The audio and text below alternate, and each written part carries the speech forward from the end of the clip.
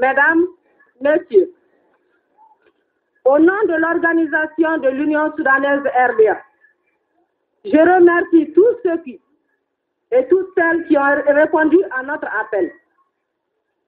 La journée du 31 juillet est marquée dans tous les pays d'Afrique par des manifestations identiques à celles que nous avons organisées aujourd'hui à Bamako.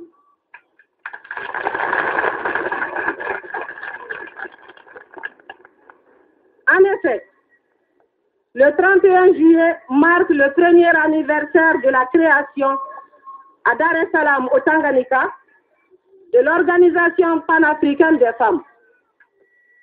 Cette date est pour nous, femmes africaines, une date très importante car elle constitue le couronnement de longs efforts en vue de constituer une organisation unique des femmes d'Afrique. Pour nous, femmes maliennes, cette date est encore plus importante puisque l'Organisation panafricaine des femmes a fait l'honneur au Mali de choisir Bamako comme siège de son secrétariat permanent.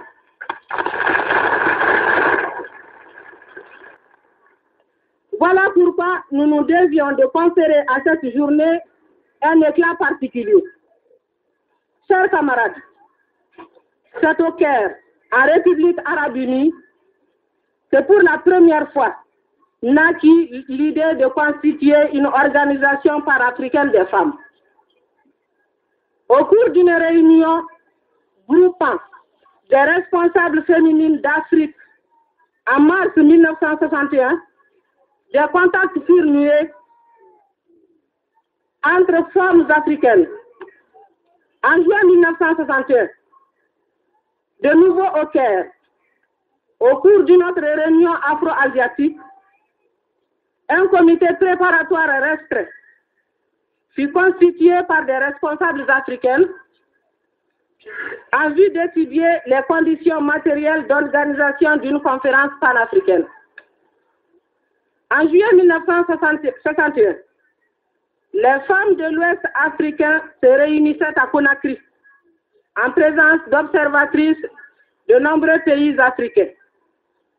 Et c'est à Conakry que fut constitué un véritable comité préparatoire groupant les responsables féminines de la Guinée, du Ghana, de l'Aro, de la Sierra Leone et du Mali. Ce comité se mit aussitôt au travail, en 1962.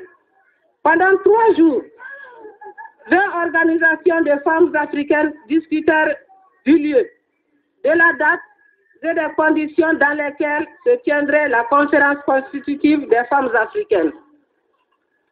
C'est ainsi que du 27 au 31 juillet 1962, à Dar es Salaam au Tanganyika, se tenait le premier congrès des femmes africaines, d'où sortit l'Organisation panafricaine des femmes.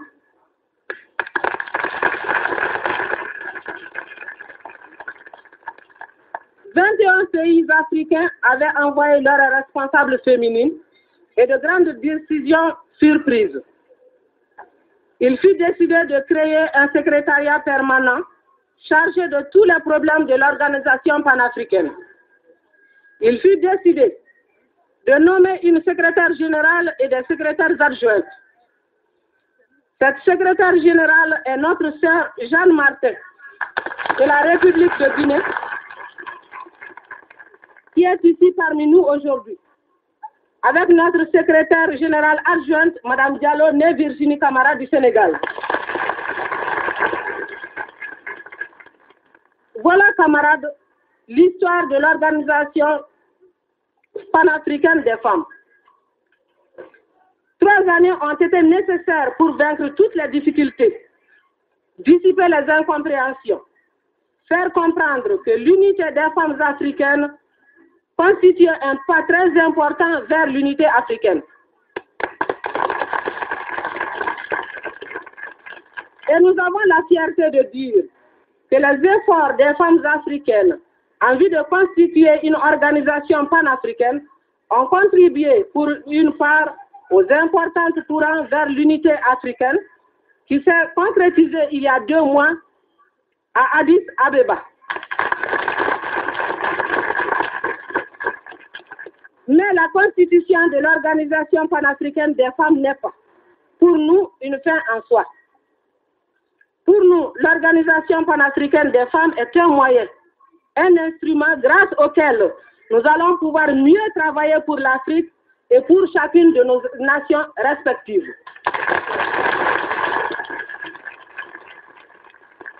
La voix de l'Organisation panafricaine des femmes s'est déjà faite entendre au Congrès de Moscou, qui groupait toutes les associations démocratiques des femmes.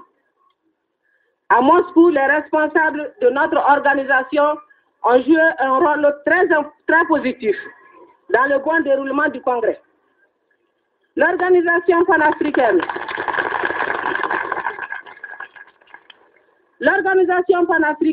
joue déjà et jouera de plus en plus dans l'avenir un rôle très important dans plusieurs domaines.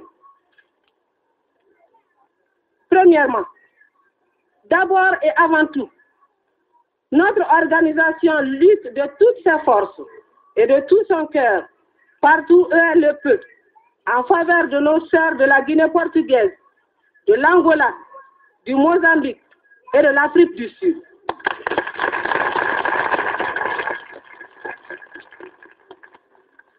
Vous savez que dans ce pays, le colonialisme portugais se livre aux pires atrocités. Des villages bombardés au napalm qui brûlent tout, les plantes, les hommes, les femmes, les enfants. Les hommes, les femmes, les enfants exécutés sans jugement, massacrés à la mitraillette. Et tout cela parce que ces hommes, ces femmes veulent vivre libres dans leur pays. Tout cela parce qu'en Afrique du Sud, ils veulent les mêmes droits que les colons et qu'on ne veut leur accorder ni le droit de citoyenneté, ni l'égalité raciale. L'Organisation panafricaine des femmes entreprend tout ce qui est en son pouvoir pour que l'Afrique soit à jamais débarrassée du colonialisme et pour que l'Afrique soit à jamais débarrassée de l'impérialisme. Et pour que prenne fin la tragédie que connaissent nos sœurs et nos frères qui meurent tous les jours pour vivre libres sur la terre de leurs ancêtres.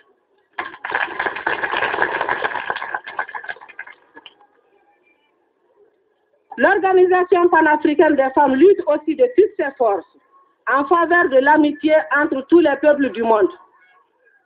Les femmes sont intéressées plus que quiconque à la paix du monde, car c'est le sort de leurs frères, de leurs maris, de leurs pères ou de leurs enfants qui est en jeu.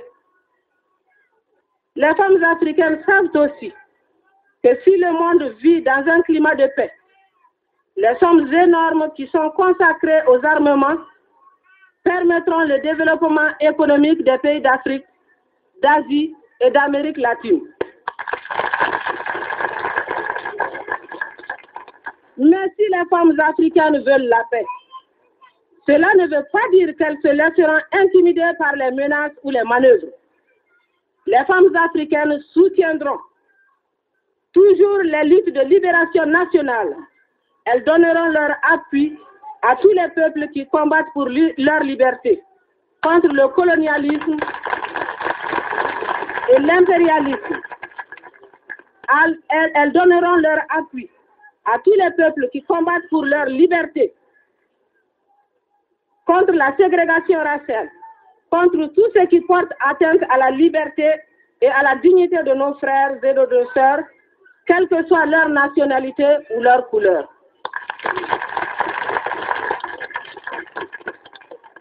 Camarades, voilà les 2 tâches essentielles de l'Organisation panafricaine des femmes.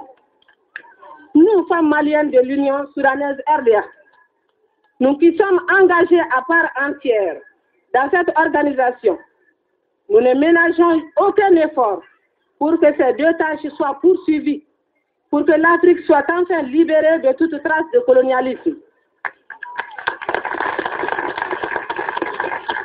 Pour que l'amitié entre les peuples devienne de plus en plus une réalité. Les manifestations qui se sont déroulées aujourd'hui prouvent que les femmes de l'Union soudanaise RDA seront toujours à tous les rendez-vous de l'Afrique. Que tout ce qui est de l'intérêt de l'Afrique trouvera au Mali un soutien inconditionnel.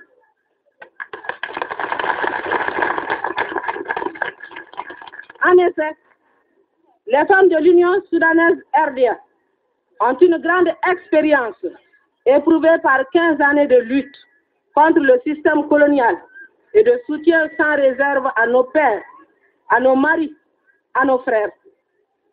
Après avoir participé à la lutte difficile contre le système de domination coloniale imposé à notre pays, les femmes de l'Union soudanaise RDA se sont engagées totalement dans la construction nationale, dans la décolonisation, dans la marche du Mali vers le socialisme.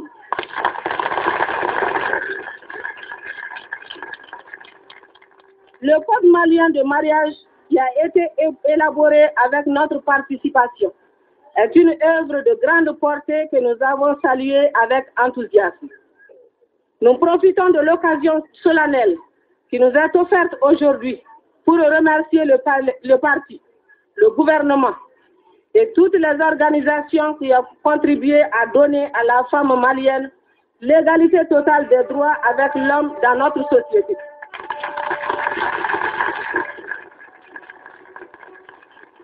L'intérêt que portent le parti et le gouvernement à nos organisations féminines sera payé de retour.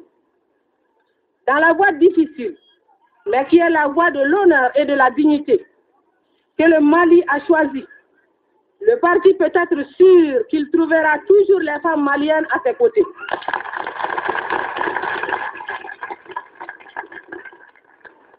Sur la voie du socialisme, qui est la seule voie où chaque homme et chaque femme pourra exprimer toutes ses capacités et jouir sans injustice du fruit de son travail, le parti peut être sûr qu'il trouvera toujours les femmes maliennes à ses côtés.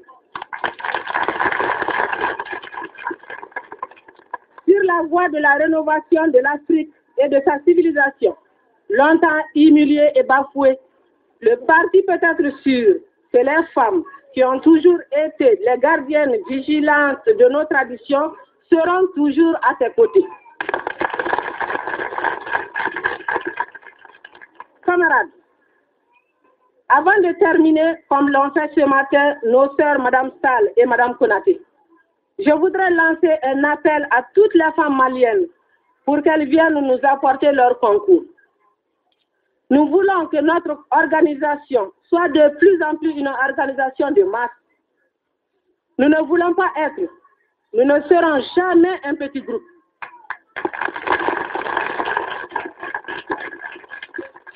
Comme notre parti, l'Union soudanaise RDA, qui est le creuset où se rencontrent toutes les populations maliennes, notre organisation groupe toutes les couches sociales sans exception. Les femmes lettrées, qui ont eu la chance de pouvoir aller à l'école, détiennent une responsabilité très grande à l'époque actuelle. Nos sœurs analphabètes se sont montrées dans le passé, au moment difficile de la vie du parti, les soutiens les meilleurs de la lutte de nos frères.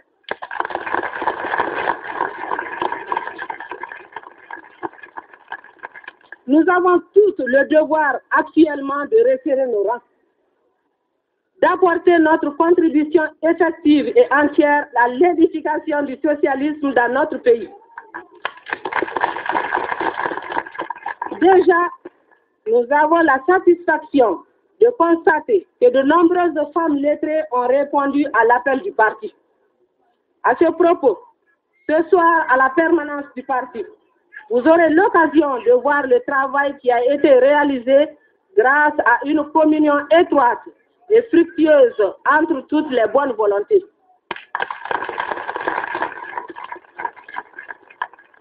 Il nous reste encore de grands efforts à faire Mais je suis sûre que si chacune de nous se donne toute entière à cette tâche, si chacune de nous, partout où elle vit, recrute, explique, milite effectivement, alors l'organisation des femmes de l'Union soudanaise RDA constituera le meilleur soutien de notre parti et de notre gouvernement.